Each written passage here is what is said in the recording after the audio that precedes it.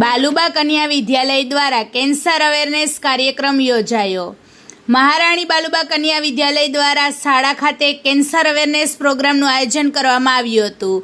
આ શાળામાં માત્ર દીકરીઓ અભ્યાસ કરતી હોવાથી ભવિષ્યમાં શારીરિક રીતે દીકરીઓને આવો કોઈ મહારોગ ન થાય અને જો તેમની આસપાસ કોઈ પણ વ્યક્તિને થાય તો તેના લક્ષણો શું અને તેના માટે કઈ તપાસ કરાવવી, તેની સારવાર કઈ રીતે કરાવી તે બાબતે સતત આ શાળા ચિંતિત હોય છે। આ અંતર્ગત રાજકોટ, જામનગર, જૂનાગઢ ખાતે આવેલી શાશ્વત હોસ્પિટલના ડોક્ટરોની ટીમ પોરબંદર ખાતે આવી અને તેમણે બાલુબા શાળામાં દીકરીઓના તમામ કેન્સરલક્ષી માહિતી આપી હતી।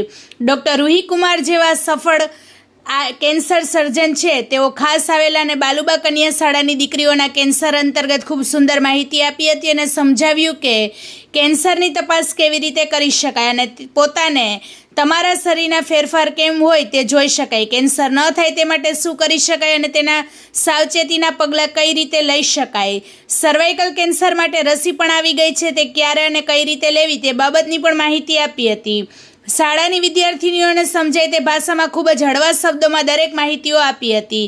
આ સિવાય ડૉક્ટર ધ્રુતિ લાખાણી કે જેઓ પણ પોરબંદર વિસ્તારના હોય અને ગુજરાતી ભાષામાં ખૂબ સરસ રીતે વ્યસન મુક્તિ અને ખેતરમાં જંતુનાશક દવામાં વપરાતી દવાઓ અંગે માહિતી આપી કે કઈ રીતે તે લોકોના શરીરની અંદર કેન્સર થાય તેવું વાતાવરણ ઊભું કરે છે, જેથી આ વ્યસનો અને ખેતીની અંદર વપરાતી જંતુનાશક દવાનો ઉપયોગ ટાળી કેન્સરથી બચી શકાય છે।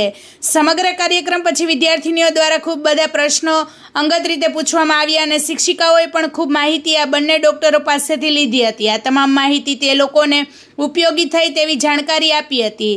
શાળાના આચાર્ય રાજશ્રીબેન સિસોદિયાએ માહિતી આપતા જણાવ્યું કે હાલ સૌરાષ્ટ્રમાં કેન્સરના દર્દીઓ ખૂબ હોય અને આ બાળકોને આ બાબતની અધૂરી જાણકારી હોય અને મગજમાં ચિત્ર વિચિત્ર જાણકારી લઈ અને ટેન્શન લેતા હોય છે। કેન્સર થાય તે પછીની વાત અલગ છે, પણ કેન્સર ન થાય તે માટે પણ ઘણું કરી શકાય તે બાબતે તમામ જાણકારી ડૉક્ટરો પાસેથી લીધી હતી અને ડૉક્ટર રૂહી કુમાર ખૂબ સારા કેન્સર સર્જન છે અને તેમણે શાળામાં આવીને ખૂબ જ સુંદર રીતે દીકરીઓને સમજાવ્યું હતું। ખૂબ સારું ભણતર દરેક શાળામાં હોવું જોઈએ અને સાથે સાથે આવા જનજાગૃતિ અભિયાન પણ યોજાવા જોઈએ, જેથી બાળકોને બહારનું જ્ઞાન પણ જરૂરી છે અને શાળામાં આવા કાર્યક્રમો કરતા રહીએ છીએ। અને શાશ્વત હોસ્પિટલના ડૉક્ટરોની ટીમ કે જેમાં ડૉક્ટર અરુણ શર્માએ પણ માહિતી આપી હતી અને કોઓર્ડિનેટર તરીકે ભાવેશભાઈ બાપોદરા હાજર રહ્યા હતા। આ સિવાય બાલુબા એલ્યુમની એસોસિએશનના સભ્યો પણ હાજર રહ્યા હતા, તેઓનો પણ આભાર વ્યક્ત કર્યો હતો। આ કાર્યક્રમમાં બાલુબા એલ્યુમની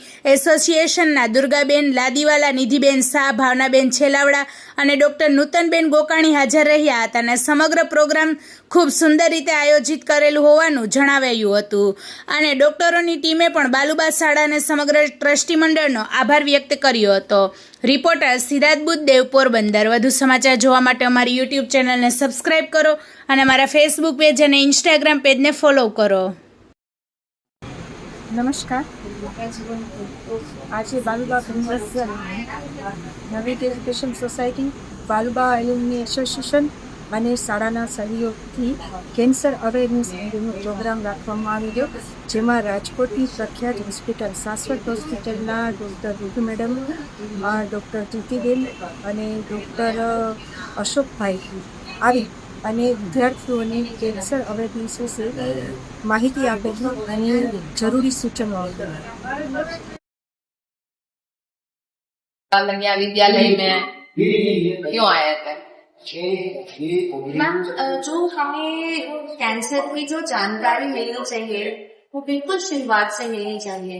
वो जो ये 11वीं और 12वीं की बच्चियां हैं, इन्हीं से अगर जागरूकता हो तो ये अपने परिवार में अपने परिवार वाले लोगों को भी बता पाएंगे, तो ये जो कैंसर अवेयरनेस है और कैंसर की जागरूकता है ये बढ़ पाएगी।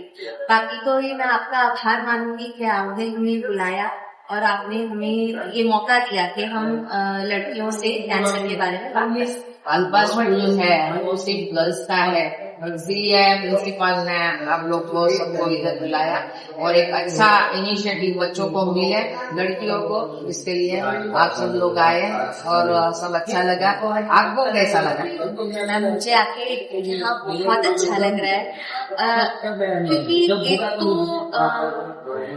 मैं ये देख रही हूँ कि जो यहाँ से लोग ग्रेजुएट करके आगे बढ़ने में, जैसे आप भी यही के स्टूडेंट रह चुके हो, आपने यहाँ पे इतना अच्छा काम किया है तो मुझे यहाँ पे बहुत अच्छा लग रहा है। पूरे एयर में एक पॉजिटिव वाइब है। अच्छा, और गर्ल्स को अच्छा लगा सब? आपको कुछ क्वेश्चन वगैरह पूछे गर्ल्स ने, मतलब स्टूडेंट्स ने? मैम गर्ल्स बहुत पार्टिसिपेटिव थी, उन्होंने काफी हाथ खड़े किए, सवाल पूछे और अपनी अपनी जो भी उनको लगा कि बातचीत करनी है तो उन्होंने बिल्कुल मौका दे के बातचीत कर ली। Very good, thank you very much ma'am. Thank you so much.